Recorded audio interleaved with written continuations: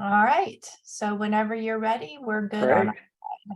All right, let me try to see. Will it let me see if it let me share? It looks like it will. Thanks for having me, everyone. I really appreciate it. Do you guys see the kind of the full screen here? We're seeing Fine. your view, the presenter view. Uh, Where's Chuck when you need him? There you I go. know. Okay, good. Man, we're 3 years into Zoom and I still haven't figured it out. But I really appreciate the opportunity to be here and to speak with everybody. I just want to do a couple of things.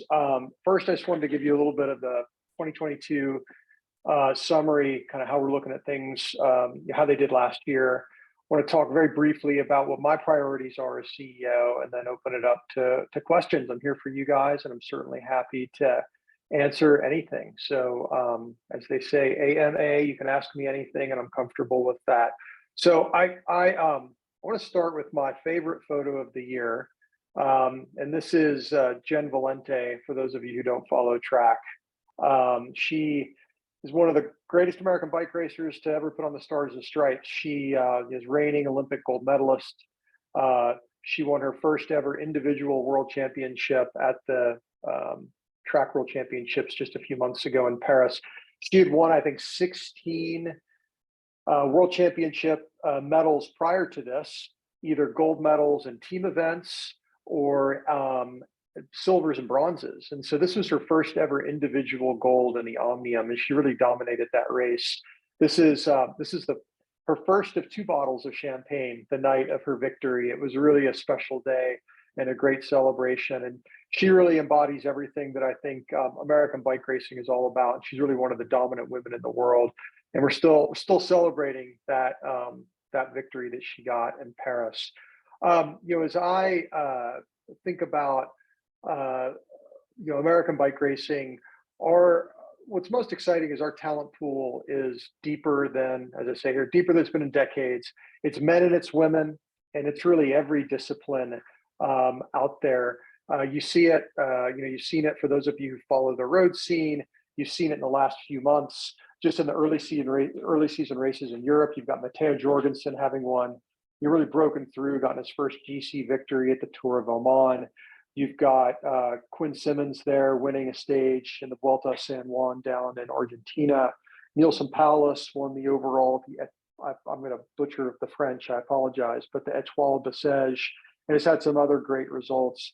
And they're really representative. It's what we saw in the Tour de France, the men's Tour de France last year. We're really reaching a new era of American men's performance over in Europe and the World Tour. We haven't seen this in decades, and it's really exciting, and we're fired up about it. You're also seeing on the mountainside, Chris Blevins really coulda, woulda, shoulda won or at least medaled in the short track world championship this past year.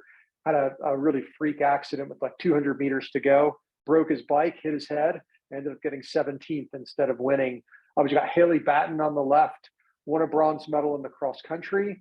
On the right, you've got Gwendolyn Gibson, who is really one of our real breakthrough riders in the US last year. She won her first World Cup at snowshoe, and then she won this bronze at the World Championship in the short track. And she's just an amazing young star coming through. So both road and mountain, we've got great stuff going on the track. Jen on the left, Jen Valente is our superstar. On the right there, you see a photo of Gavin Hoover, excuse me. This is after he won the elimination race at the UCI Champions League in London. He is one of our really exciting prospects for the endurance events coming up at the Paris Olympics in 2024. Other disciplines that maybe some of us don't spend as much time thinking about. We got 2 medals at the BMX Freestyle World Championships. Hannah Roberts won her 4th World Championship. She's just absolutely amazing. We've got amazing talent coming up on the BMX race side. Felicia Stansel there on the right won a World Championship 10 years after she won a junior World Championship in Nantes in France. In 2013. It was great to see her come back and overcome some injuries. So really, it's all disciplines. We have so much great stuff going on. So from a sports performance side of what's happening at USA Cycling, we're excited about our potential. beyond the talent pool that we're so fired up about, one of the great things that happened in 2022 is we really had the opportunity to breathe new life into talent development. Our talent development work, going all the way back to the Rio 2016 Olympics, going into that Olympic Games, is really when our talent development was at its peak. And it's really eroded since then. Then COVID just absolutely put a dagger in its heart. And all of our talent development work for U23s and for juniors really stopped dead in 2020. 2022 was the year where we got very aggressive in bringing it back to life. And that's primarily road and mountain, but we've also brought our track program back to life. Over the last 4 years, we did fairly well in our women's endurance program, but our sprint program really died. Our men's endurance program, except for Gavin Hoover, was in a pretty tough spot. We made a big investment to get track back on track. It's important for us. 60% of the available Olympic medals in cycling are track medals. And so, while participation throughout the US on an amateur level in track isn't great, from an Olympic standpoint, it's really important to us. The Olympics are important because the USOPC is a huge supporter of USA Cycling. They're a huge financial partner of ours. They're very motivated by Olympic medals, and we're very motivated by Olympic medals. And so when we think about talent development, this is really what we have our eyes on. It's the LA 28 Games. We're very focused on Paris in 2024, but a home Olympic Games is always really special. I'm sure all of you, many of us, we still talk about the 1984 Olympic Games. We're going to be talking about LA 28 for decades and decades to come. Everything we're doing in this organization is targeting towards maximum performance at LA 28. Our goal is to get 12 to 15 cycling medals there. And to make that happen, what that means is our development efforts on a U23 level and a junior level right now have to be amazing. And so we have a huge focus on that. And the talent pipeline at that level is really great. On the left there is Zoe Perez there in the Lux kit. This is from the Intelligentsia Cup in Chicago. On the right there is Magnus Sheffield, races for Ineos. Probably one of the 5 or 10 most exciting bike racers on earth right now in terms of potential. He's done so much already, it's hard to forget. He's only 21 years old. He's so young. So our U23 talent is really, really promising.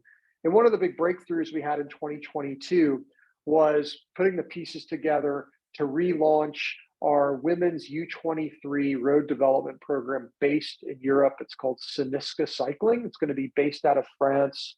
It's 12 young women on this team. That's Zoe there in the Stars and Stripes national champion jersey. We have 8 American women on that team.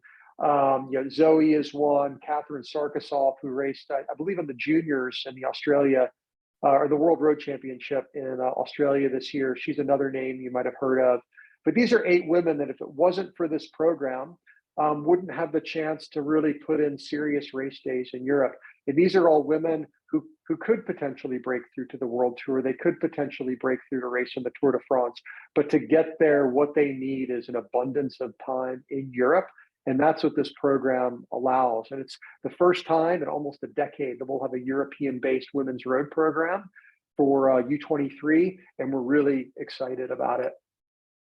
U23 is also a strength on the mountain bike side. On the left, you've got Riley Amos, who is one of the best U23 cross-country racers in the world. On the right there is Maddie Monroe, a superstar in cross-country, a superstar in cyclocross as well. The two of them really represent what we have going on in terms of U23 on the mountain bike side. And then it's not just U23, but it's also the juniors. On the left, you've got AJ August. He's winning Nations Cups races on the road. He's winning Belgian cyclocross races. And then he's just an absolute star of the future. And on the right, you've got Chloe Patrick, an amazing young woman. She won 2 medals at the Junior Track World Championship this year. And they really represent the strength of what we have coming up in the junior ranks. When we talk about sports performance and our pursuit of Olympic medals and world championships, innovation is, it's something we're fixated on. When we talk about innovation, it's in a couple of ways. One way with innovation is actual the bikes and the technology and the equipment that our riders use. for our road and our mountain and our BMX athletes, most of them have trade teams that provide them with state-of-the-art equipment. But the reality is, for our track team, we are the trade team. And because of that, the equipment that we can provide them is really a difference maker for their performance. On the left there is the Canyon Speedmax pursuit bike for endurance events, the fastest bike in the world. We've been working on this project with Canyon for over 2 years. The prototype of this bike was a multi-million-dollar project for Canyon. It's an exclusive for our women's team pursuit team. Through the end of 2024, you will only see Americans racing on this bike. And on the men's side, the only other country that'll be racing on this bike is Denmark, besides the United States. So we really turned ourselves inside out to develop this partnership with Canyon, and it's really going to give a decisive advantage for our endurance track program. And then on the right, you can see that beautiful Look mass start bike. Look has stepped up as a major sponsor of our track sprint program. They have provided all the bikes and the Karima wheels, because Look owns Karima as well, for our sprint program. They've also provided all the bikes for our talent ID program called Search for Speed that I'll touch on here in just a minute. But Look really stepped up to the plate as well, to the benefit of our athletes. Also, 2022 is a year where SRM came back into our program. So our entire track team now has access to SRM science power meters, which is a really critical tool in events where hundredths of a second can make a difference. So we're really grateful for SRM coming on board. In total, this is multi-million-dollar impact for our program, and it really makes a difference for our athletes, makes a difference for their performance, it makes a difference for their morale. And we're really proud that these partnerships are in effect. Innovation is also about how we raise money. We are a nonprofit, as many of you know. Sometimes people forget about that. They think we're an NGB, they think we're the government, they think we have endless access to taxpayer dollars. We actually get no taxpayer dollars. We have to raise, we're like NPR, we're like PBS. We have to beg for every dollar that we get for sports performance. And so we worked really hard to be innovative in how we raise money. You may have recently heard that we have announced Bentonville is the home of the U.S. national mountain bike team. That's an amazing opportunity for us to put our athletes on the amazing trail systems and other infrastructure that's available in Northwest Arkansas. The Bentonville and parties involved in Bentonville have also become huge supporters of our mountain bike program to create programming and opportunity for all levels of athletes, for our elite athletes, for our young up and coming athletes, for athletes who want to participate in skills camps. They really stepped up to help financially support our mountain bike program. We're working on similar arrangements with other disciplines. On the left here is the Hardesty National BMX Stadium in Tulsa, Oklahoma. If you've never been there before, it's an absolute cathedral to the sport of BMX race. And it's, except for maybe the velodrome in Los Angeles, it's the single most impressive piece of cycling infrastructure that I've seen in the United States. It's fabulous. And our best riders are already relocating to Tulsa to take advantage of the track, of the off-track infrastructure that's available to our athletes. And Tulsa's really become a hotbed of BMX race. And we're really excited about that. And it's helping support our programs and our athletes as we pursue those BMX medals. We've also had success on the technology and innovation front. We earned the single biggest technology and innovation grant that the USOPC has ever given to a national governing body. It was for a next generation skin suit project that we've already started to work on. These are some images from the Silverstone Velodrome in the UK. For those of you who follow Formula One, it's that Silverstone. The track is right there. McLaren is right there. This is Jen Valente in the tunnel. And we're working with an amazing company called Vortec to develop skin suits that first will be used by our track program, but ultimately will filter down to our road program and to our mountain program as well. So, getting resources like that through support through the USOPC is also a game changer for us as we pursued our sports performance initiatives. All of this has resulted in a real breakthrough for us in terms of what our budget is to support our athletes. We went into the Tokyo 2020 Olympics, which were in 2021, obviously, with a budget that was lower than it had been in for a decade, or that it had been for a decade. COVID really ravaged our organization. We furloughed or laid off the majority of our staff, and we went to Tokyo under-resourced in terms of money, under-prepared, under-resourced in terms of staff, and our performance there reflected the kind of the state of being that the organization was in. We went to Tokyo thinking we could get 7 medals, and we only got 3. We bounced back in terms of raising money in 2022. In 2023, as you can see, it's the biggest year we've ever had for our sports performance budget. The thing I want to emphasize to this group is we are not taking membership dollars and putting them into sports performance. Every membership dollar that comes into the organization goes to support grassroots racing. All of the money that goes into this budget is through our foundation, it's through fundraising, it's through partnerships and sponsorships. So I mean, this is a brutal way to raise money. It's very, very hard. And it's what I spend a massive amount of my time doing, is raising money for this program. But this is how you create champions. And I'm a firm believer that 3 of the biggest reasons that bike racing participation has grown at various points in the history of American cycling, those 3 reasons are Greg LeMond, Lance Armstrong, and Kate Courtney. Heroes and champions create aspirations across America with athletes like nothing else does. We need to produce world champions. We need to produce Olympic champions. We need to produce yellow jerseys. And that's exactly what we're trying to do here. And that is a very healthy force of good for growth of the sport on a grassroots basis. But I do want to stress, this increase in budget is not by taking membership dollars. It's strictly through separate fundraising. We had a lot of good going on last year with sports performance. Not everything was great. We wanted 15 medals in World Championships. The greatest leading indicator of future Olympic success is how you do in World Championships prior to the Olympics. And so we went into the 2022 World Championships hoping for 15 medals. We only got 11. We had some freak stuff happen. Chris Blevins' crash in the short track at the World Championship. He definitely would have gotten a silver if he hadn't crashed. As I said earlier, instead he got 17th. That was a freak thing. Magnus Sheffield crashed in the time trial in Australia at the World Championships. He's very likely going to get a medal. Crashes happen, so there's no excuse. These things, that's just the way it went.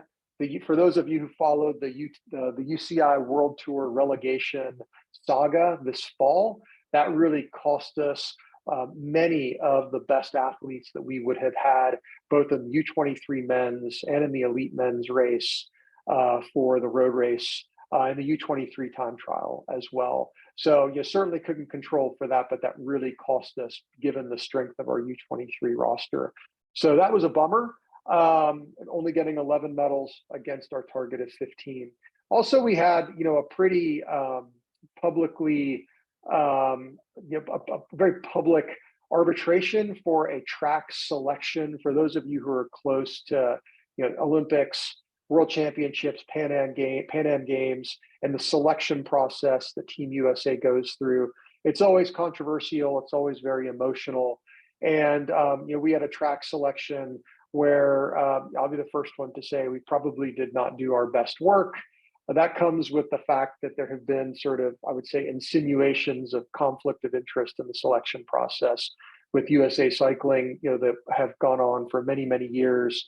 A lot of that really got aired out in the media this year, and it was bad for everybody. It was bad for the athlete who arbitrated. It was bad for the athletes who were involved. It was bad for our track program, bad for our coaches, distraction. But it was also a real a forcing function for me as CEO to say, look, our organization has had a dark cloud hanging over it about selection and conflict of interest for too long.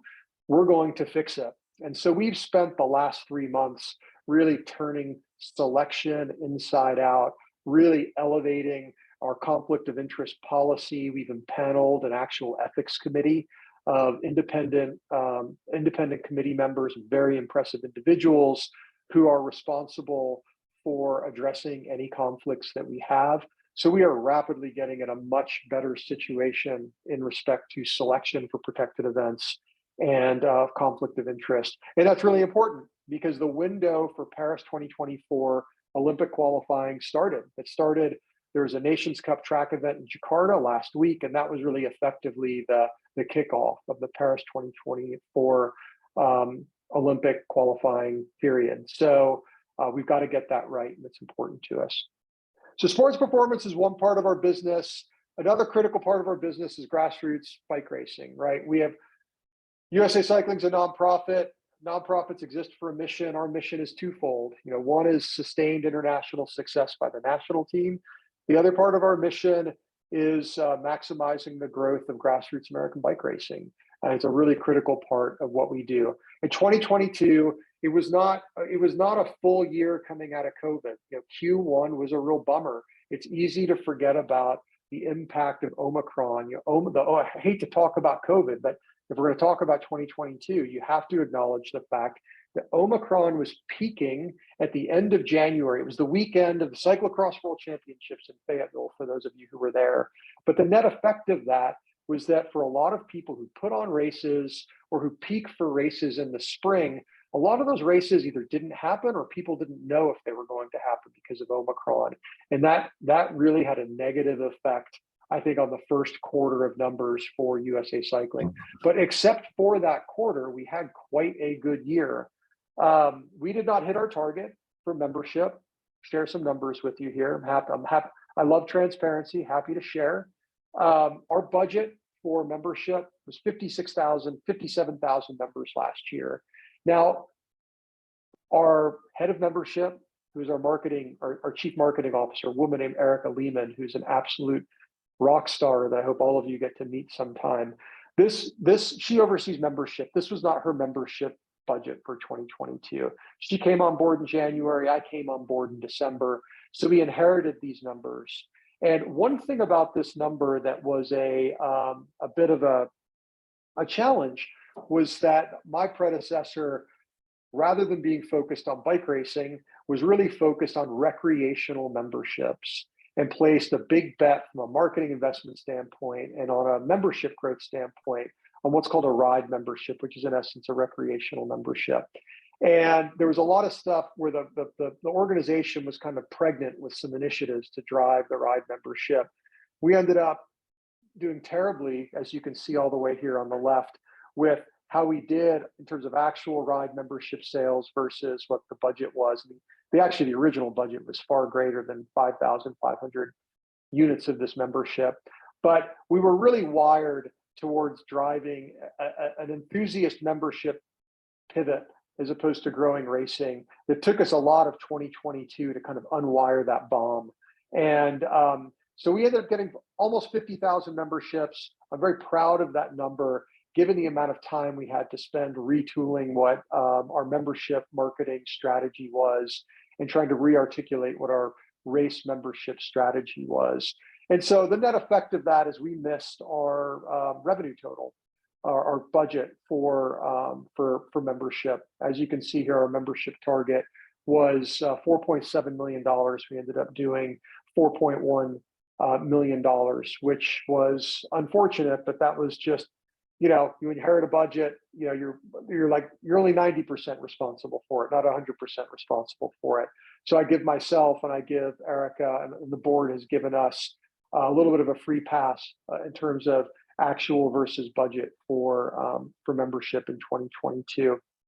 Now, in terms of looking ahead to 2023, what you'll see is we have really tuned down our expectations of this enthusiast membership, and we are optimistic that we are going to see a growth in racing. 2023 is an interesting year because this is the first year since I think it's 2015 where we are forecasting a growth in racer days year over year for USA Cycling.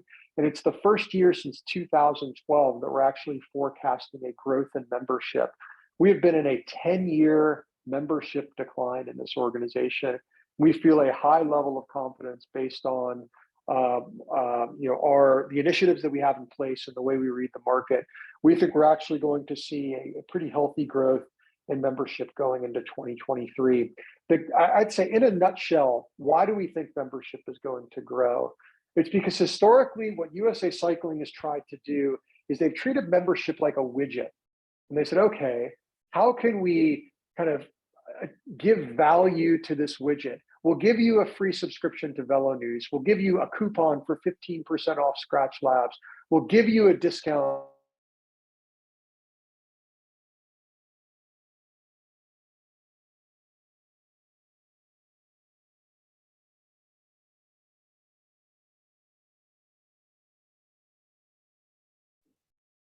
Sorry about that. I think I got muted. Let me just make this point over again.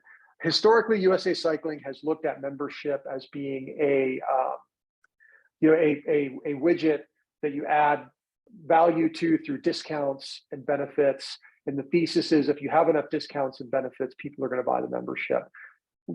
Now I don't believe that's true.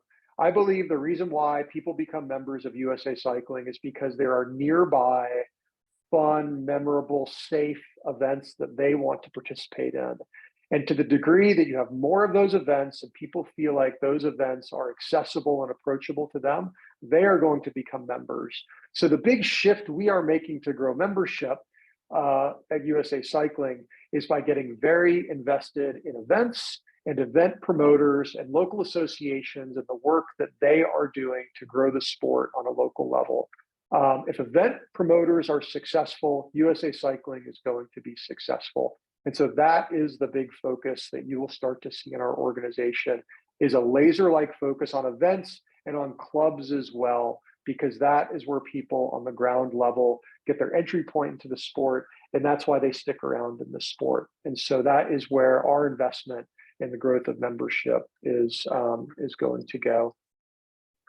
A big part of our business is insurance. Insurance is a weird thing. Basically, our success with insurance, by and large, is a byproduct of how much we pay for it. And we go through this massive insurance negotiation every year. Our insurance policy, our general liability policy, it's a multi-million-dollar expense for us. And it's not one line item. It's a combination of a whole mess of things. As more claims are made, insurance gets to be more expensive for us. And that makes our costs more expensive. It makes it more expensive for us to support event promoters, and therefore it makes it more expensive for bike racing to happen. So we managed things reasonably well last year, where we more or less broke even, or we made a little bit of money on insurance. It's nothing to write home about as a function of our whole budget. And we were fortunate going into 2023 in that we had really good negotiation on our general liability policy, and our cost increase was nowhere near as severe as we thought it was going to be. So our costs are going to be in check, and our insurance proposition should still be the best one out there for event promoters. The key for us with events is that we recognize we can't just go to event promoters and say, hey, you want to sanction with us because our insurance is great. Again, that is not good enough. What is good enough is we provide event promoters not just with great insurance, because great insurance is important, but we also need to give them a whole set of resources for them to maximize the quality of their events and participation in their events. And there's so many new event promoters out there now, especially with the rise of gravel. There's so many new people out there who are trying to figure out, how do I put on a safe, high quality event? We are the organization that we want these promoters to come to for support, so they learn how to interact with a municipal park and recreation department, how to talk to your local police department, fire department. How do you think about ambulances? How do you think about fencing? We want to be there to help with the basic blocking and tackling of putting on a great event. That is why we exist. We need event promoters to know that's why we exist. You don't just come to us for an insurance policy. And we are making a big investment in how we do that work. So, for us, growth will come through our focus on events. It will be by creating innovative events. We will launch our inaugural U.S. Gravel National Championships in 2023. We should be making an announcement on that in terms of the date and the location, I hope in about a week. Really excited about that. 2024, We are looking to work with existing the best mountain bike events in America to create a cohesive series, not unlike what the American Criterium Cup was last year. We want to, for those of you who remember the Norba National Series, that's basically what we want to recreate. There's a Swiss Cup in Switzerland, there's a French Cup in France. We should have the equivalent in the United States for someone who's a really good mountain bike racer, but who's not good enough to go give it a go on the World Cup. We want to make it so you can actually try to become a domestic mountain bike pro in the United States. That to me is event innovation. 2024 is also a year where we're working with existing gravel events to create a national junior and collegiate gravel series to create a narrative around gravel in those categories where we all want to see growth in gravel. So we're excited about event innovation on that as well. We're really focused on juniors. Our biggest initiative for juniors is a significant investment in collegiate cycling that you're going to see starting to take traction very, very soon. We've hired a national collegiate director, a woman named Margell Abel, who lives in Boulder.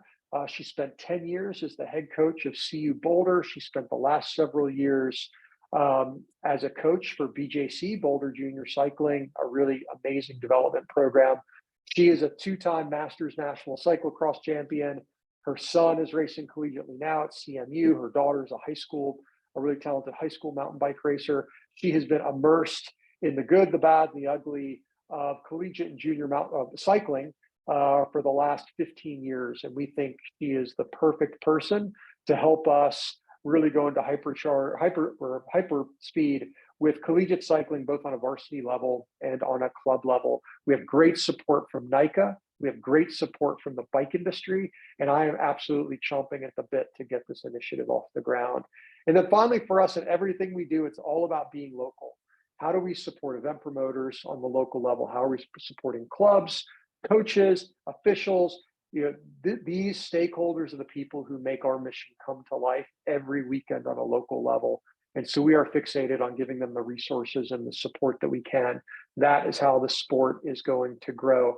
Not all wine and roses. We've got some serious financial challenges. We are budgeted to lose about $600,000 this year. And that's tough, right? I mean, that's just, as a nonprofit, you can do that for a year or two. You can't do that forever. And then, look, Road, we all know Road is in a tough spot right now.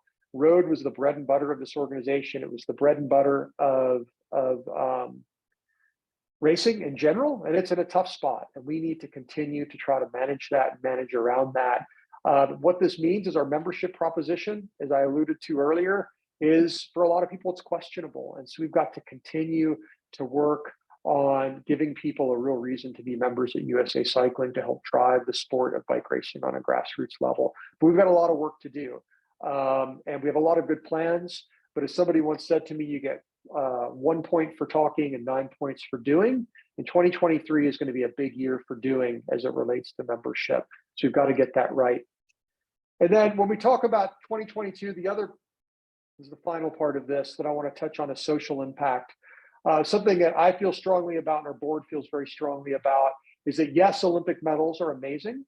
And yes, the growth of the sport and the grassroots level is amazing, but we need to strive for more. We need to strive to make a positive social impact. And what that means to us now is that we are really focused on trying to do outreach into communities that, generally speaking, you don't see racing bikes. You don't see a lot of young Black men and women racing bikes. You don't see a lot of young Hispanic men and women racing bikes. And frankly, you still don't see a lot of women racing bikes in general. And so our board has challenged us to get really serious about trying to solve for this. This is the outdoor industry as a whole is wrestling with this problem. Skiing is wrestling with it. Hiking is wrestling with it. Every sport is wrestling with this. The bike industry is wrestling with this in a huge way, and we're trying to solve for it specifically in the space of bike racing. We had a big breakthrough this year in this regard. We launched a program called the Search for Speed. The Search for Speed is a talent ID program where we are bringing sprint track cycling to underserved communities in Los Angeles County. The only indoor 250 wood track in America is LA. It's where our track sprint program is based. It's where the 2028 Olympics are going to be, and there's already Olympic fever there in a big way. And we have a focused program to try to introduce the sport of track sprint cycling to these kids in LA. And we are building a dedicated pathway into the national team for these young men and women who right now have no idea what bike racing is. We want to build a dedicated, low friction pathway for these kids to be introduced into the sport of track racing and to get access to the national team. We got an amazingly generous grant from the Rafa Foundation that allowed us to really plant a flag in LA, to have staff in LA who are focused on engaging with schools, with churches, with youth groups to get access to kids. And it's simple. We're finding kids who play football, basketball, soccer, and we're putting them on watt bikes, and we're making it really fun. And I could share with you photos and videos, but it's hilarious seeing these teenage kids. They're getting on watt bikes, and we make it really fun and cool. But really what we're doing is we're seeing what is their 6-second maximum power output. And we have gotten the background algorithms that if certain kids of certain kind of physiological, certain physiologies put up certain 6-second power outputs, that is an early indicator that yes, maybe this is somebody who we want to be interested in doing talent development with. And so we've got a 3-step process for running these kids through this program. We're trying to engage 700 kids in this program before the summer. By the end of the summer, we want to have about 8 kids who we are integrating into the first steps of our national team program. And we want one of these kids to get an Olympic medal in the LA Olympics. And for one of these young Black men or women, or one of these young Hispanic men or women, we want them to be a medalist because just like Lamont, just like Lance, just like Kate Courtney, we know if there are heroes, more and more people are going to come out and race bikes. So for us, this is good from a social impact standpoint, but it's also very strategic in terms of trying to grow the sport. And it's also very strategic for us as we're trying to, our track sprint program is absolutely at, kind of in the first inning of development. It really died after the Rio Olympics, as I mentioned earlier. And so this is a really focused talent ID program to try to find talent. What we know from looking at some amazing programs in America, and there are 2 that come to mind, it's Dale Hughes's program at the Lexus Velodrome in Detroit, but also the Star Track program at Casina in New York City. These programs are doing some of the most amazing work in America in terms of driving diversity in bike racing. If you ever have the chance on a Friday night or a Saturday night to go watch bike racing at the Lexus Velodrome in Detroit, it's some of the most incredible diversity that you will ever see. And they have really inspired us to drive the Search for Speed programming. And it's not just a matter of getting these kids who otherwise would never have had access to bike racing. It's not just a matter of getting them onto the track. These young Black men and women, these young Hispanic men and women, they are winning junior national track championships. And this is where diversity at scale is happening. And so we are really putting our money where our mouth is and really trying to drive track really hard to be the fuse that just makes, diversity just absolutely blow up in American bike racing. We also have some women's specific initiatives. We had an initiative called Level Up Your Ride, which was a women's specific learn how to race criterium program that we brought to 9 different cities across the US in association with the American Criterium Cup in 2022. We ended up having over 400 women participate in these clinics. This is women showing up in Lululemon tights, in running shoes, definitely not in clipless pedals. It's like, do I brake going into a corner? Do I brake when I'm in the corner? How do I deal with people being within 2 feet of me going through a corner? I mean, this is bike racing 101. This is what local associations, event promoters, and clubs told us. People need to learn how to race bikes. Intro to race programs are what, more than anything else, are going to get more and more people out to do road racing. So we had success with this last year. We are scaling this in 2023. So we basically have a curriculum in a box that any club or any race can sign up for. It's now not just road, but it's road, it's mountain, it's cyclocross. We've already had over 100 clubs and races sign up for this curriculum so they can deploy it themselves in their own local markets. And this is going to drive the growth of bike racing. In 2022 is just for women. 2023 it'll be for everybody. But for us, this answers a big need, which is how do people take the first step in learning how to race a bike? Then lastly, in terms of social impact and diversity, there's a real women's revolution going on at USA Cycling. This is Carrie Higgins. She is the chairwoman of the board of directors of USA Cycling. She's the first woman we've ever had as a board chair at USA Cycling. Our board is now majority women. We have 11 board seats. 7 of them are women. 4 of our 11 board seats are athletes. You know, they're 10-year athletes. That means they're athletes that have raced for Team USA, either in the Olympics, the Pan Am Games, or the World Championships in the last 10 years. And all 4 of those athlete reps are women. So there's so much going on in terms of women being in positions of change and power in USA Cycling on a governance level, on the executive team. I think that does nothing but good for us as we try to bring more women into the sport. And then lastly, as much focus as we've had on racing, we still did good work last year and we'll continue to do good work. We did some programs both in New York City and Denver in 2022. It's helmet programs, it's bike programs, it's shutting down streets in Harlem, it's teaching kids how to ride in traffic, and really trying to partner up with other nonprofits that are trying to make cycling accessible and safe in major metros. So really proud of the work that we did there. Then looking at 2023 really briefly, first priority for me is World Championship results. Our goal again this year is 15 medals. Very focused on getting there. I'm hopeful we'll get there. Given this is the last full year before an Olympics year, it's really important for us to get those 15, and our team definitely feels the pressure for that. We are exploring options for pretty significant business model innovation here. The membership model of old, of kind of the Lance Armstrong era, it's just not working here. It's not going to be exploding the current model, but we've got to find new ways to provide value for event promoters, for clubs, and for our racing members. And what that's going to look like, there are no sacred cows. Everything is on the table. We've got an internal working group that is driving this really hard. And my hope is that we're going to begin to come up with really exciting possibilities to pivot our business model beginning in 2024 to create more stability in our revenue and to create more value for our key stakeholders. We have a lot of focus on non-membership revenue because that's what drives our sports performance business. And Olympic medals is just an arms race, and that requires money. So we really have a big focus on how we drive revenue for that program, and then having a really smart approach for grassroots growth. We want to invest things that really have value for key stakeholders, and we want to not do things such as enthusiast memberships that don't drive value for our racing stakeholders. As I mentioned earlier, we're doing good work, driving improvements in our selection process for protected events such as the Olympic Games, World Championships, and Pan Am Games. It's overdue. We've made huge headway, and you'll see a lot of that being communicated in the public very soon. Continued good work on a DEI standpoint.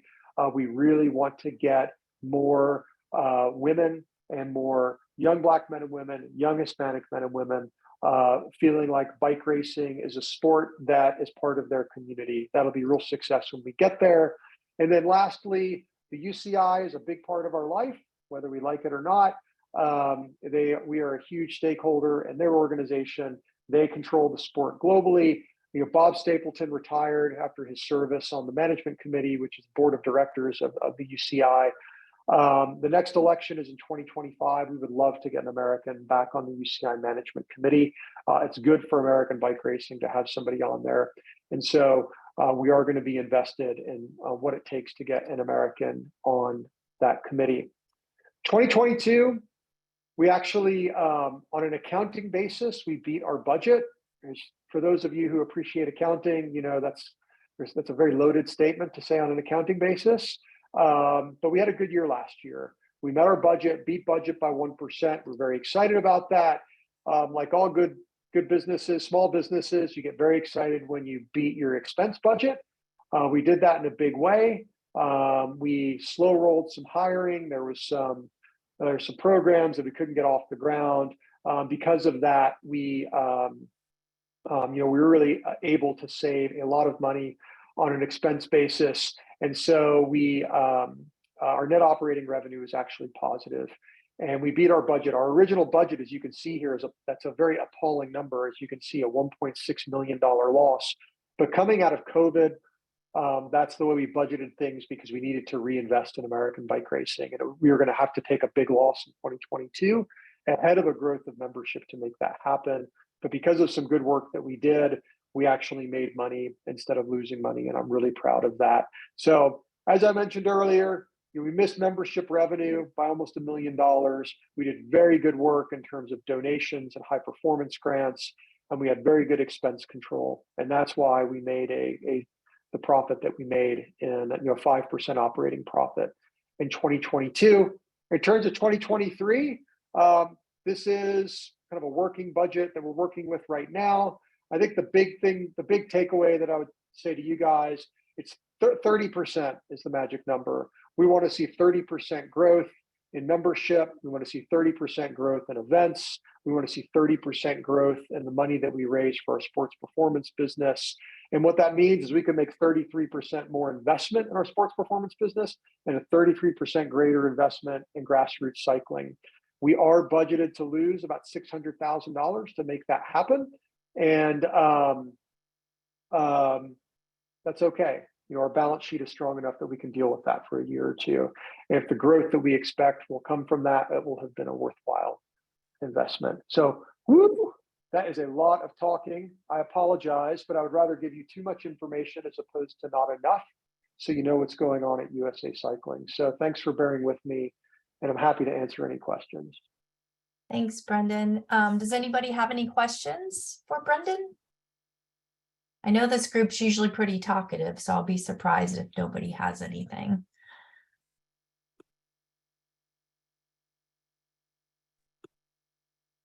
Sure, I'll try.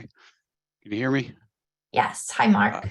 Hi, this is Mark Erzen. I'm in Akron, Ohio. Brendan, I was curious on this because I've been doing this for about 10 years, an extreme rise in the fees, not so much officiating, but insurance and sanctioning fees for a local event. So given that, I'm going to give you a loaded question. What do you think the minimum number of racers I need to draw to have a USA Cycling event? And what do you think the minimum price I should charge? Oh man, that's like a fastball aimed at my head there. That's a tough one. I mean, I think I would, so Bonnie, I would love for you to scribble that question down. Okay. And I would love to pose it. It's two people that I know you guys know. It's Chuck Hodge and Trish. They are so deep in the math. There's so much math that drives this, and you're asking a very good math question. Yeah, I think they can help with that. The thing I would tell you, Mark, is that our goal with insurance as an organization is to break even.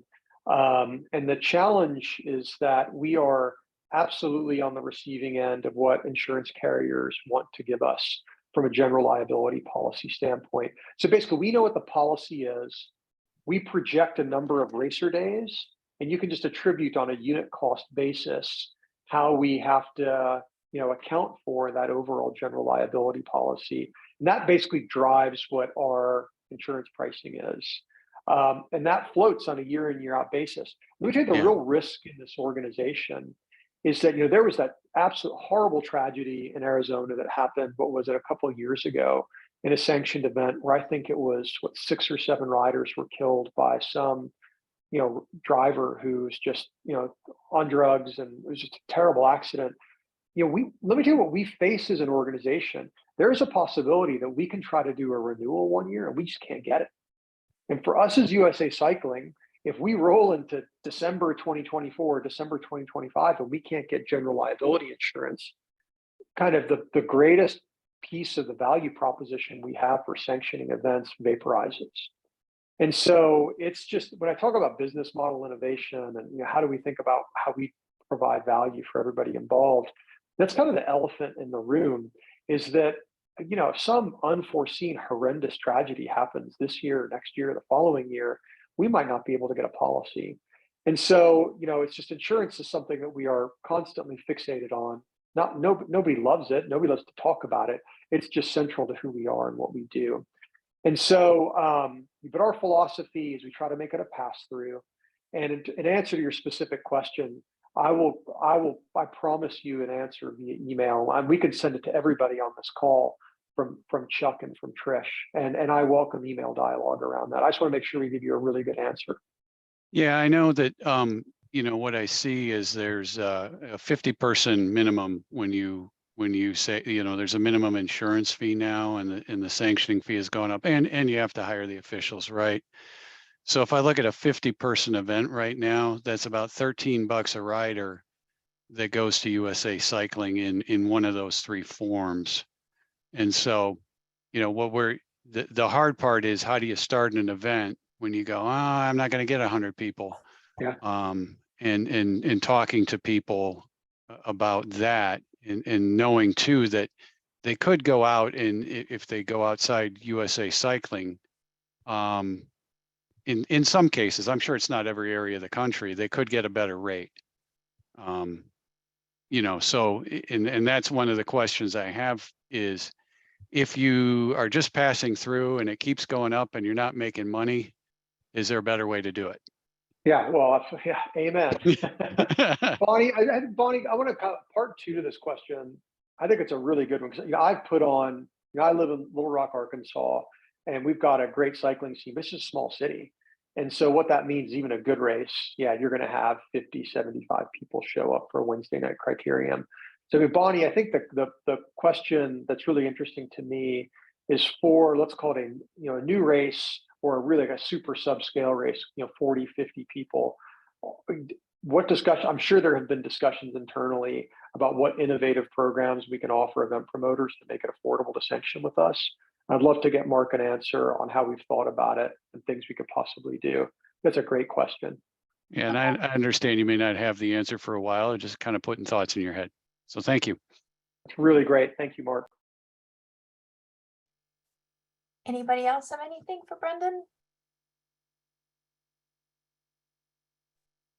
Well, I think the final thought I have for you guys specific to officials, I want to appreciate, or I want to express my appreciation for the work that you guys do. I think you are bike racing is full of lots of volunteer unsung heroes. Officials are definitely the number one on the list of unsung heroes.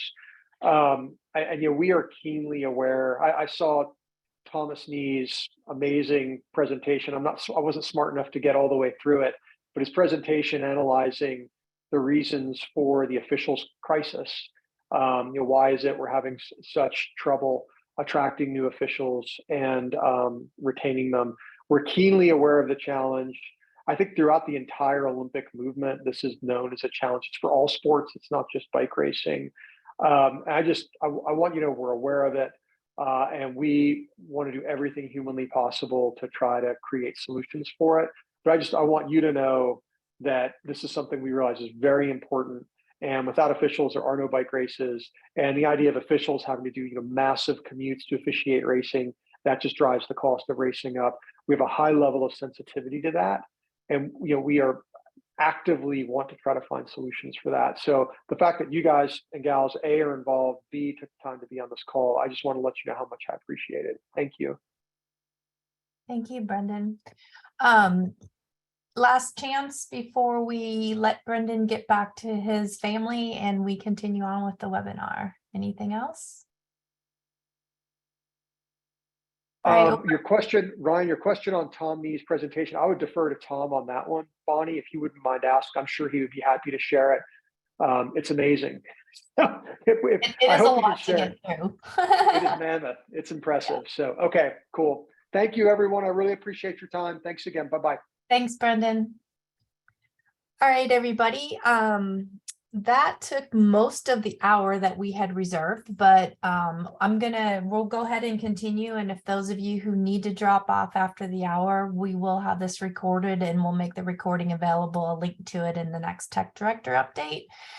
That I was going to jump right into the rules or the new rules for 2023. I think some of you have probably seen that. So I'd like to just delay that just a couple minutes and turn this over to Ryan Fu, who wanted to just take a short time to talk about some podcast work that he's going to be doing from an official's perspective. And then we'll jump into the regulation changes.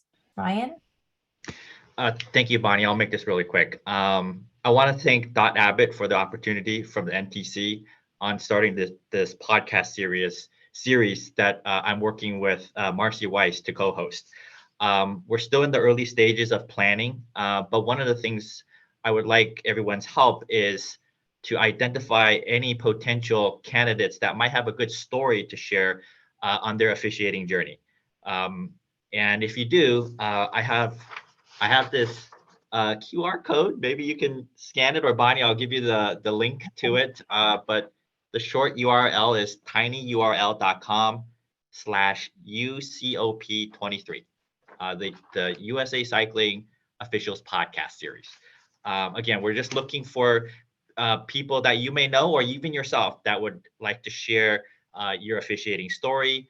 And we will have a list of prepared questions for you in advance, so that you'll feel ready to have an interview and chat with us. And we hope this is an opportunity to showcase officials in a positive light, and also as an opportunity to recruit officials and hopefully bring back our numbers. So thank you for the opportunity. Okay, and Ryan, if you could just drop that the tiny URL link into the chat, then that way everybody will have it. Thank you. Okay, so I am going to jump into the regulation changes for 2023. I know some of you who may have seen all these or may have done some homework in advance and went ahead and looked through the rule book and the summary of changes to see what has changed. So let me share my screen with you guys. 1 second while I find it. There it is. Okay. So I am not going to go through all of the changes in detail.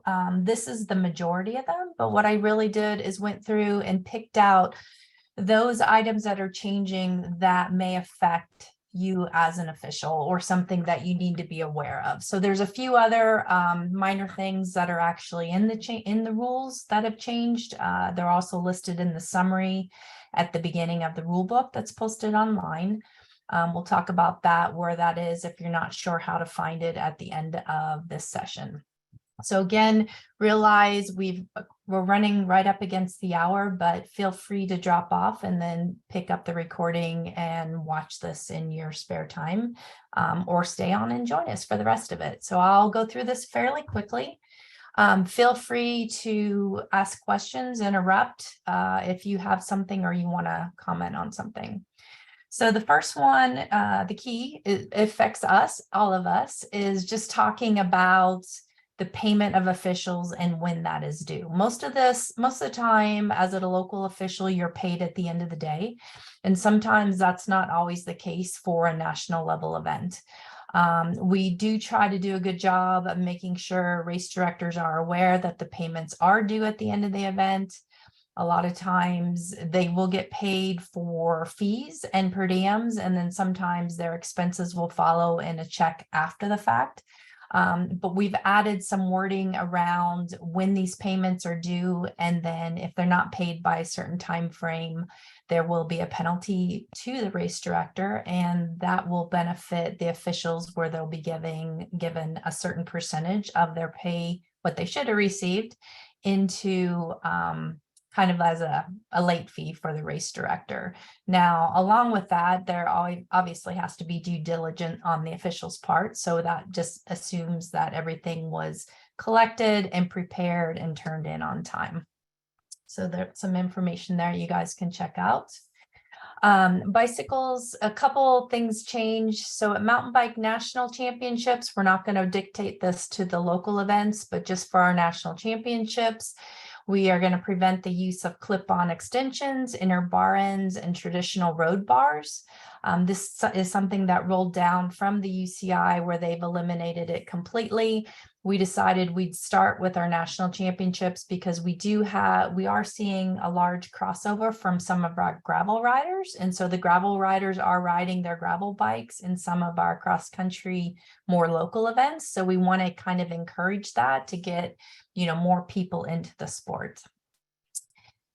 The next thing talks about rider position, and this is wording again from the UCI, but what this does is it talks about the 3 points of support where a rider needs to be on his bike. So he needs to have his feet on his pedals, seat on the saddle, hands on the handlebars. And what this regulation is really doing is eliminating the ability for riders to do like the super tuck position or the puppy paws where they're resting their forearms on the tops of their handlebars, so they don't really have any control over the handlebars themselves. So it's more of a safety aspect. Now, we did have a few people say, well, what if I'm going uphill and I'm standing up?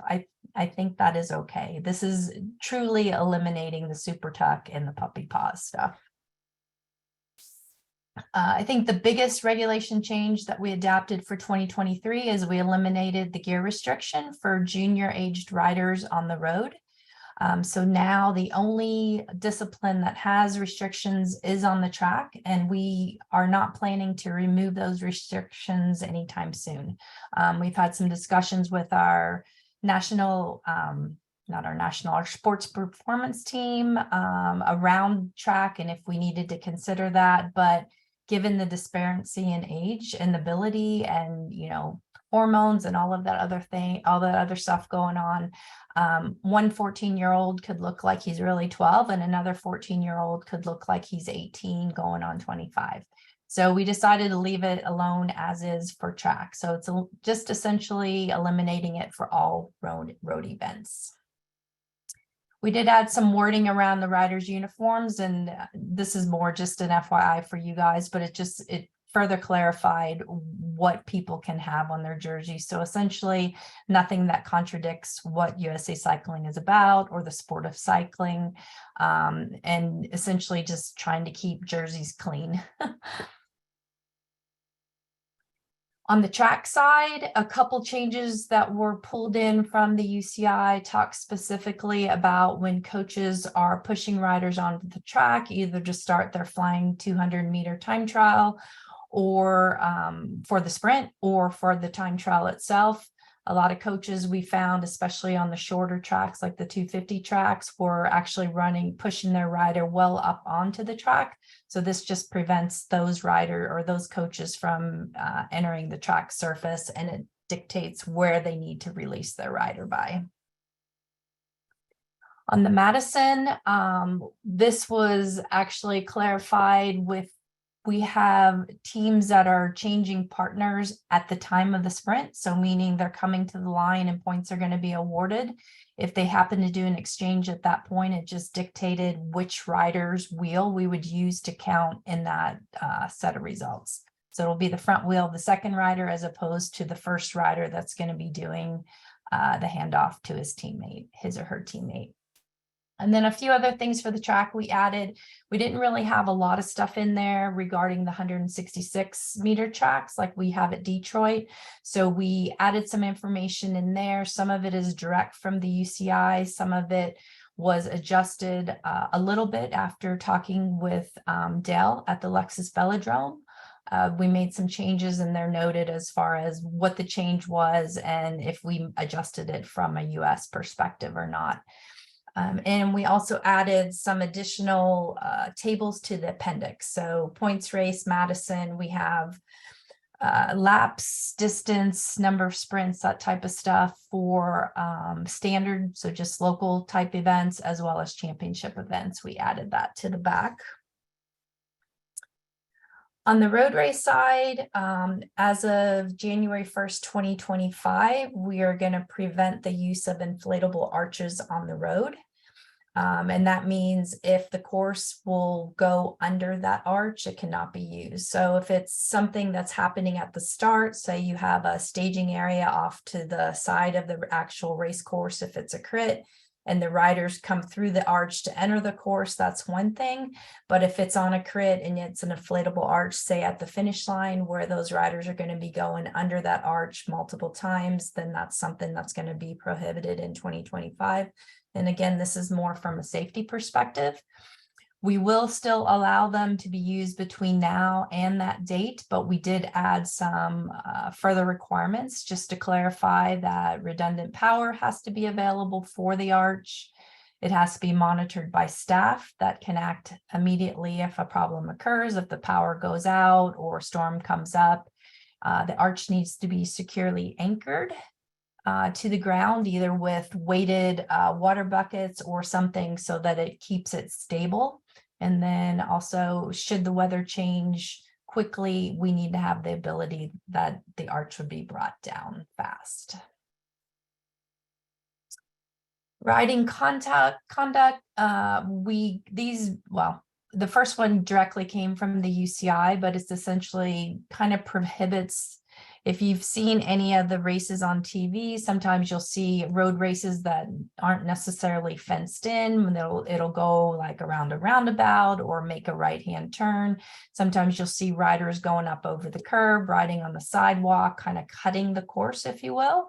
So this regulation 3B10 just kind of prohibits the riders from doing that. And then 3B11, which is the position on the bicycle, is just further supporting what we talked about in the change in the general regulations. For the individual and team time trial, this one pertains to support vehicles. It's the exact same thing. So prior, the support vehicles, if you have vehicles allowed to follow riders in a time trial, initially they only had to be back behind the rider 10 meters.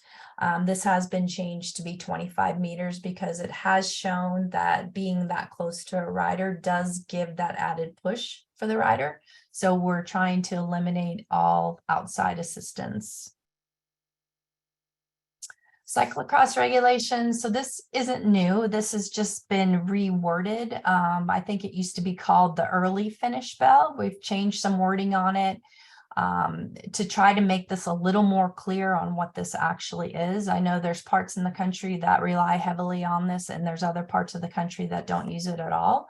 And it's not a required thing. It's just one of the methods of finishing. So you can have the target finish bell. You can, and this is all dealing with riders who are maybe off the back or out of contention. So you can pull lapped riders, you can leave lapped riders in, or you can do this target finish bell to give them a time, but yet finish them along with when the other riders are, or the main riders that are on the lead lap would finish. So to help keep your schedules on time and still give them their same amount of race time, if you will. For mountain bike stuff, so for the dual slalom in particular, so we've talked in our regulations, we had in there dictated a differential of 1.5 seconds that are applied if we have slow or penalties resulting from anything that could happen in dual slalom. So missed gate, jumping the start, that type of stuff. We've added some wording in there to say that the max would be 1.5 seconds. If the course is shorter in length, which we do have some, we've allowed for the race director to kind of to specify something else other than that 1.5 seconds. But that would only be in the case that whatever the time penalty is going to be is actually documented in their tech guide or special regulations.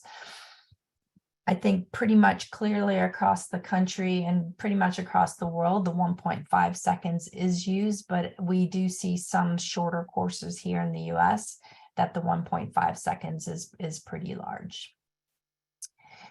One of the things we talked about or that we changed for the dual slalom is we had some questions last year at Mountain Bike Nationals with riders becoming airborne and whether or not they actually went through the gate or not. In a dual slalom, all riders have to go through the gate. So we just added some wording around if the rider's airborne, then there's like an imaginary vertical plane of the gate and both tires must pass on the outside of that, just to kind of clarify what that means if a rider's not necessarily, their wheels are not on the ground. So these things probably don't affect you, but it's just more informational for you on some additional age groups that we added for our championships. So in track for the Madison, we did add a 13-14 junior men and junior women's race to the schedule. For our marathon championships, we added a junior men and junior women 15-16 age group to the marathon championships. And then for enduro, we added a 13-14 junior men and junior women to the schedule as well. Some of the changes in collegiate is really mainly that H, and it talks about what's being considered for an individual omnium. So in the past, there's 4 events at collegiate mountain bike championships, and riders were riding all 4 events because they were all being counted if you participated in them towards the individual omnium. We've had complaints from riders, complaints from teams that the riders were exhausted. While some of them have every ride and every business riding all 4 events, there's probably some also that really probably shouldn't be doing a downhill race. But we've changed it where they can ride in all 4 events if they want, but we're only going to take the top 3 scores from those individual races. So there's no pressure on them to have to compete in all 4 events. If they do, all 4 events will be included going forward into the team omnium based on how the team omnium is determined. So just from an individual omnium, it'll only be the top 3 scores. So this is just more correction. So we used to talk about category A events, and now they're just national level events. So any of the large national level events that we assign for. One thing I wanted to point out on this used to say when we're assessing fines to Cat 4 and Cat 5 riders, we just updated the wording because we now use novice instead of Cat 5, but I left this in here just to kind of clarify and make a point of letting you guys know that ideally the fines are there to be used, but we would hope that for category 4 and novice rider events, that instead of fining riders, you're maybe doing a little bit of education and explaining to the riders why they can't do what they do. Now, if it's something, that was bad and they need to be relegated or disqualified, that's one thing. But if it's something that you want to fine for, it's a better learning experience for the riders because a lot of them don't know. We know that riders don't necessarily read the regulations, so they may not be aware of some of the stuff. So just kind of use that with caution when you're putting fines out for category 4 or below riders. And then from a reporting penalties perspective, excuse me, you guys do a really good job as chief referees filling out your online post-event reports. A lot of times there's a section in there about discipline that's happened. A lot of people fill those out and say, here was the situation. We had a sprint. Rider 1, 2, 3 deviated from the sprint, had won the race, and we relegated them or disqualified them from the event. And that's exactly where you should be putting that stuff. So add that to your online, or put together a document and upload it to your online post event. Those all get forwarded to me from the events team so I can review them. It's more just information for me. I'm not going to step in and do anything or change your decision based on those. That's your job as the chief referee. But anything that comes up that may warrant additional disciplinary actions. So for example, let's say a fight breaks out after the race, and as the chief referee, you disqualify the riders that are involved. Okay, that's one aspect of it, but we all know that fighting is not acceptable. So that would be something that you would send directly to me to review. So while you can put that in your post-event report, if you would go ahead and drop an email to me at officials@usacycling.org, Tell me the situation, tell me what you did as a result of the situation, and then what your recommendation is or what you would like me to consider. So for example, rider A and rider B got into a fight. They were both disqualified from the race, and I'd like to recommend 15-day suspension or further suspension for them. That alerts me that I get it in a more timely manner than I would see the post-event reports, and then I can act accordingly based on what the situation was.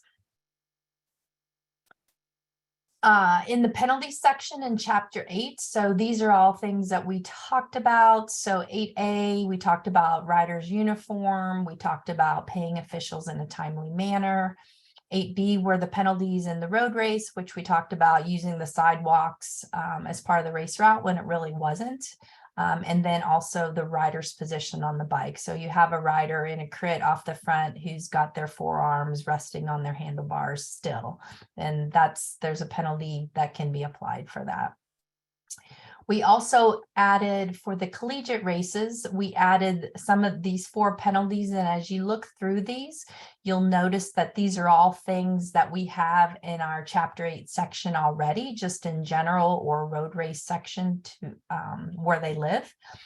These are specific to collegiate races, and the reason that we've duplicated them is because the penalty not only does a relegation or disqualification as a result of these, but it also affects their team points. And if you're familiar with collegiate racing, the team aspect of it is very important, where riders are earning points for their team. So we've added that in to kind of affect I guess, if you will, be more important for the collegiate riders, so that they know that if they break any of these regulations, that their team are going to be the ones that also pay for it.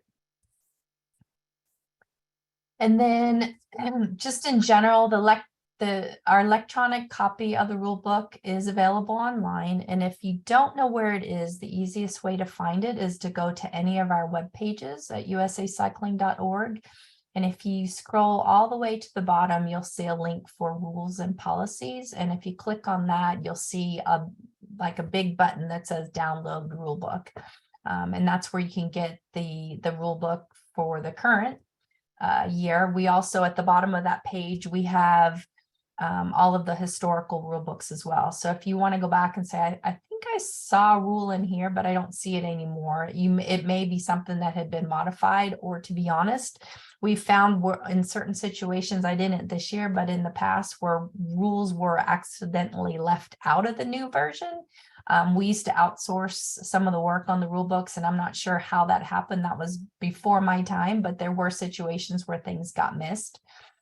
Also, if you see anything that is incorrect, that probably needs to be corrected, please send an email to officials@usacycling.org so that I can review those, in addition to anything that you would like to see added in the rule book. I can't guarantee it will be added, but I do like to hear what people are seeing in the field, and if there's any changes that we could do to make the sport better or safer.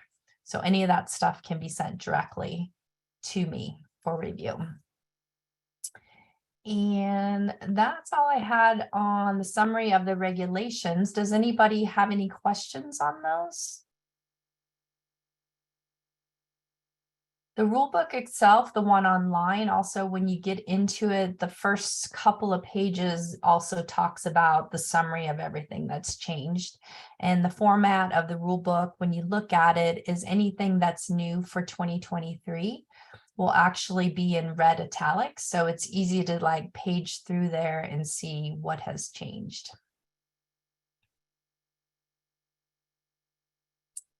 All right, let me just see if there's any questions.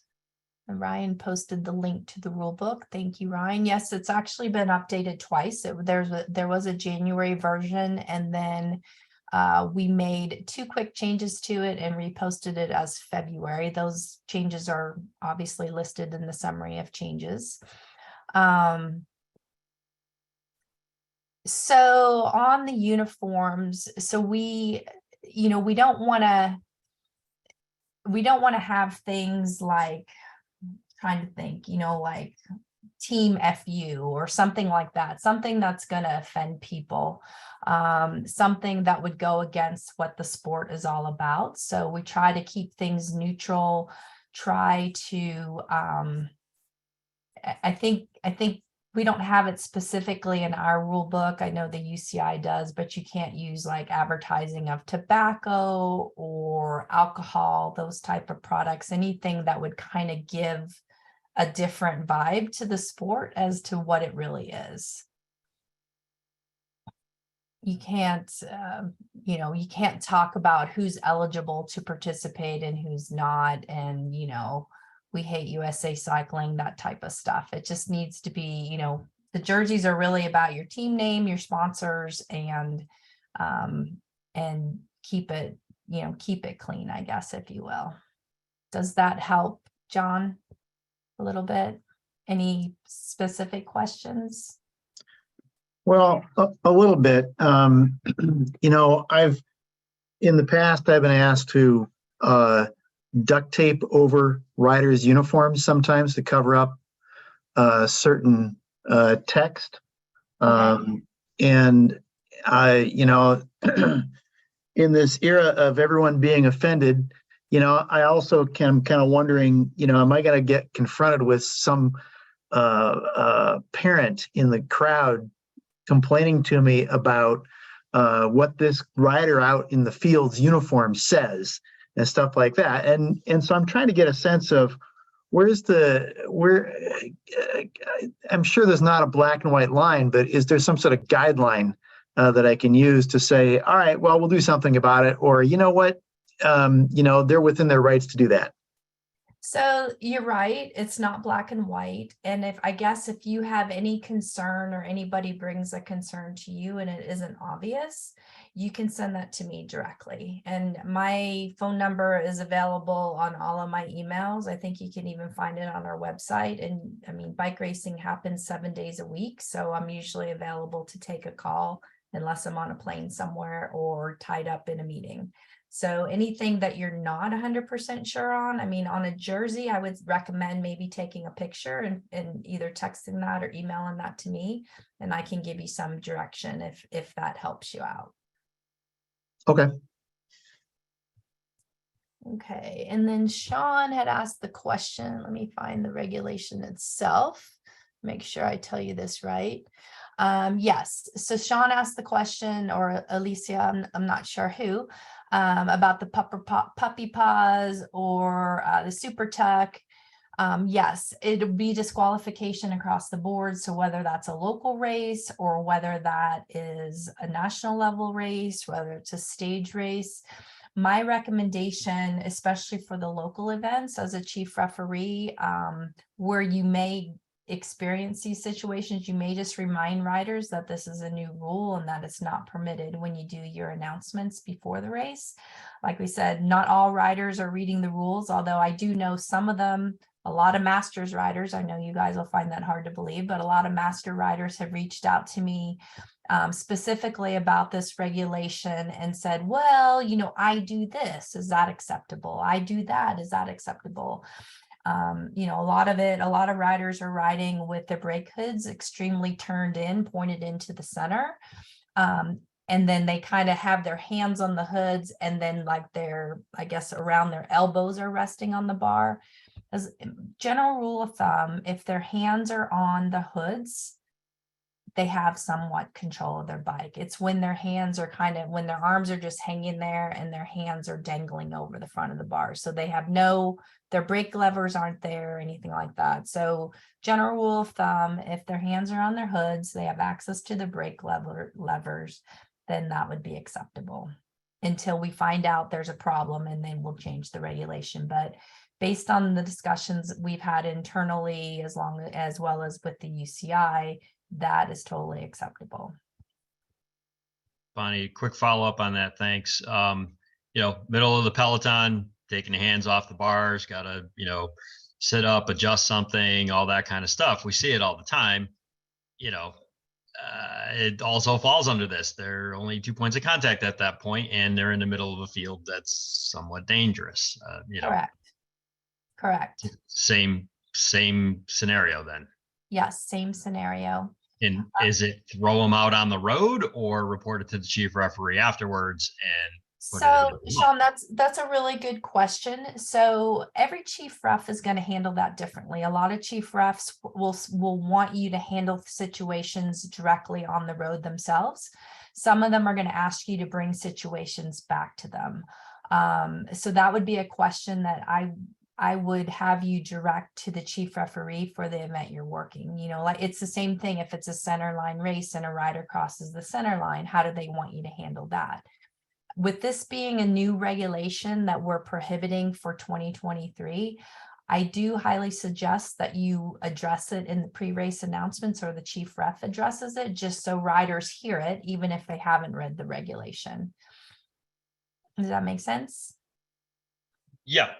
I mean, it's interpretation for the chief ref and okay. Yep, interpretation for the chief ref. And then I think Bruce had asked about track bar hands on the top. So are you saying, Bruce, the hands are physically on the bars, or are you saying they've got their forearms rested on the top of the bars?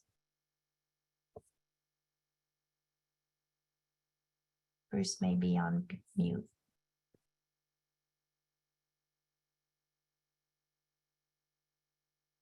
Okay, well, I'll try to address both. It's really the same thing. It's like if their forearms are resting on the top of their handlebars, that is not permitted. If they've got their hands, even though their hands riding on the top of the bars may or may not be as conducive to being in control as having them down further on the bars or on the drops, we will allow that.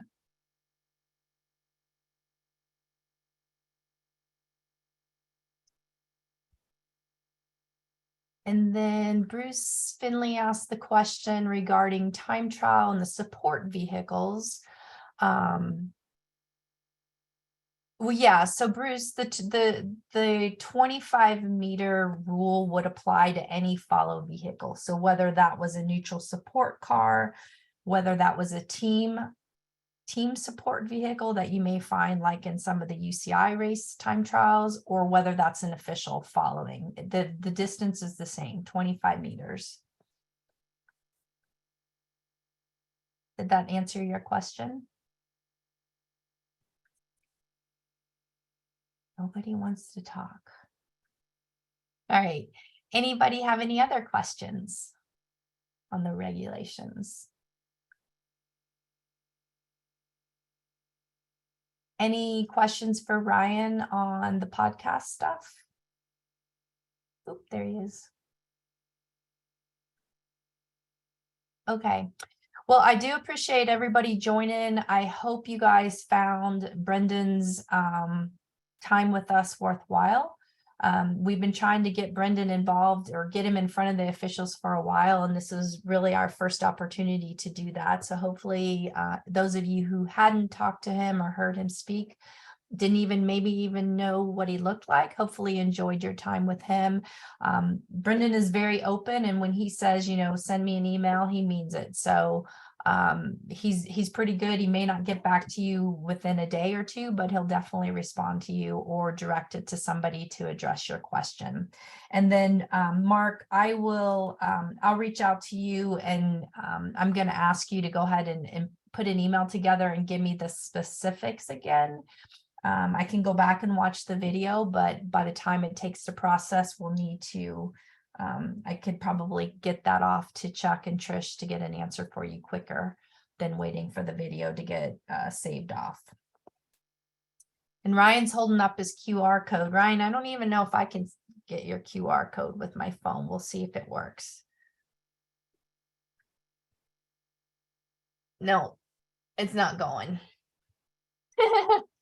You can send it to me. I can put it in the next Tech Director update. He also put the URL, I believe, in. Did you put the URL? Yeah, he put the URL, the tinyurl.com in the meeting chat session. So you can also grab it from there or just click on it and then bookmark it. Our webinar for March. So our goal with the webinars is we initially started out, we wanted to have about 6 a year. But we realize there's a lot of things that we want to get pushed out towards the beginning of the year. So that's why you may see some months back to back, or may see multiple ones in a month. The next one that we have scheduled is for the 23rd of March, and it'll be Randy Schaefer talking about the new changes to the bike measurement process. So those of you who are involved with events that you do bike measurements from a time trial perspective or from a track perspective, you may want to join that call. I don't have the set time, but I'm hoping to firm that up with Randy in the next week or two, and then it will be rolled out in the next, I guess it'll be the March Tech Director update. I did, for those of you who did receive the update in February, two people pointed it out to me and nobody else even saw it, including myself. So I must have fat fingered the email. But those Tech Director updates come from membership at usacycling.org. And I think if you just grab the link as I had in the Tech Director update, I think there was a misspelled word, probably USA Cycling of all things. But again, if you've added that to your address book to ensure that you get those, if you would please double check that. Again, that's membership at usacycling.org, and I can stick that into the chat as well, so you guys have that. That's how most of the communication is going to come to you. This time I did a one-off email and sent it out to everybody just so they knew to look for it, because it seems like our direct emails go a lot easier into your inbox as opposed to getting marked as spam. So hopefully you all saw that and were able to find your Tech Director update and mark it as not spam.